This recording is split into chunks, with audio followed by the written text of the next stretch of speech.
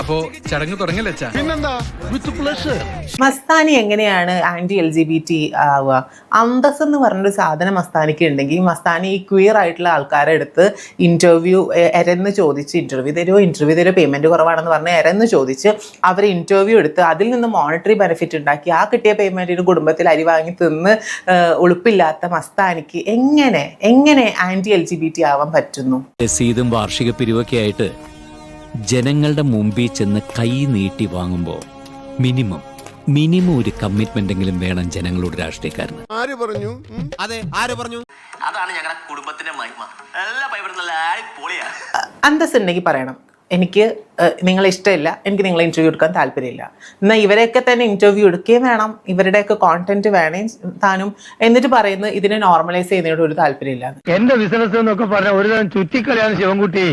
ഇവ ഈ രണ്ട് പിള്ളേരെ നൂറിനെ ആദിലിനെ നോർമലൈസ് ചെയ്യാൻ വേണ്ടിയിട്ടുള്ള ഇന്റർവ്യൂസ് എത്ര എണ്ണം എടുത്തിട്ടുണ്ട് ഈ മസ്താനി? എന്തിനാ നമ്മൾ അങ്ങനെയൊക്കെ ചിന്തിക്കുന്നത്?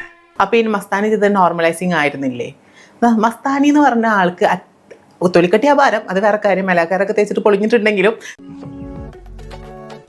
തൊലിക്കട്ടി ഭയങ്കര അപാരമാണ്.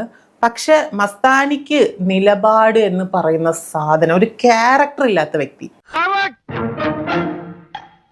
മസ്താനി കാണിക്കുന്നത് ഈ വിക്റ്റിമായിട്ട് നിൽക്കുന്ന ഒത്തിരി സ്ത്രീകളുടെ ഇമേജിനെ തന്നെ ബ്രേക്ക് ചെയ്യുന്ന രീതിയിൽ, വിക്ടിംസിനെ തന്നെ ബ്ലെയിം ചെയ്യുന്ന രീതിയിലുള്ള ആറ്റിറ്റ്യൂഡാണ് ഈ മസ്താനി കാണിക്കുന്നത്. ബേജാറാക്കുന്ന വർത്താനം പറയല്ലേ അപ്പക്കുട്ട. പിന്നെ മസ്താനിക്ക് എങ്ങനെയാണ് ഈ ഓപ്പറേഷൻ നേരിടുന്ന, സ്ട്രഗിൾസ് നേരിടുന്ന ആൾക്കാരെ കുറ്റം പറയാൻ പറ്റുന്നതെന്ന് എനിക്ക് ശരിക്കും അത്ഭുതപ്പെടുന്നുണ്ട്. കാരണം മസ്താനി തന്നെ പറയുന്നുണ്ട് മസ്താനിയുടെ അമ്മ ഭയങ്കര സ്ട്രഗിളിങ് ആയിട്ടുള്ള ഒരു ലേഡിയാണ്, അച്ഛൻ ഉപേക്ഷിച്ച് പോയതാണ്, ഫാദർ ഓഫ് ദി ഫാമിലി മസ്താനിയാണെന്ന്. അപ്പോൾ അങ്ങനെ കഷ്ടപ്പെടുന്ന ഒരു സ്ത്രീക്ക് എങ്ങനെ മറ്റൊരു ബുദ്ധിമുട്ട് അനുഭവിക്കുന്ന, വീട്ടിൽ നിന്നും അംഗീകരിക്കപ്പെടാത്ത, സമൂഹത്തിൽ സ്ട്രഗിൾ ചെയ്യുന്ന ഒപ്രസ്ഡ് ആയിട്ടുള്ള രണ്ട് സ്ത്രീകളെ എങ്ങനെയാണ് ബ്ലെയിം ചെയ്യാൻ പറ്റുന്നത്? എന്ത് ചെയ്യാനാടാ, ഞാൻ ഇങ്ങനൊരു ദുരന്തനായി പോയി. അങ്ങനെ ആ ഒരു മൈൻഡ് വരുന്നത് അതിന് ഈ ഭൂമി മലയാളത്തിൽ മരുന്നില്ല.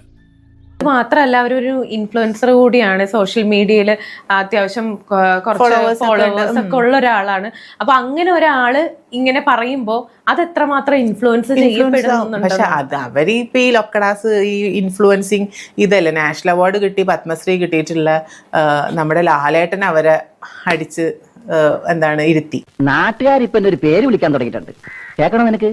ലിവിങ് സൂപ്പർ ഹീറോ ആയിട്ടുള്ള ലാലേട്ടൻ തന്നെ ഇവരുടെ അടുത്ത് പറയുന്നുണ്ട്, നിങ്ങൾക്ക് തള്ളു നിർത്തിക്കൂടെ എന്നൊക്കെ ചോദിക്കുന്നുണ്ട്. നിങ്ങൾ ഇത്രക്കാരാണെന്ന് ഞാൻ വിചാരിച്ചില്ല. അല്ല സാർ, അത് വേണ്ട, ഒന്നും പറയണ്ട.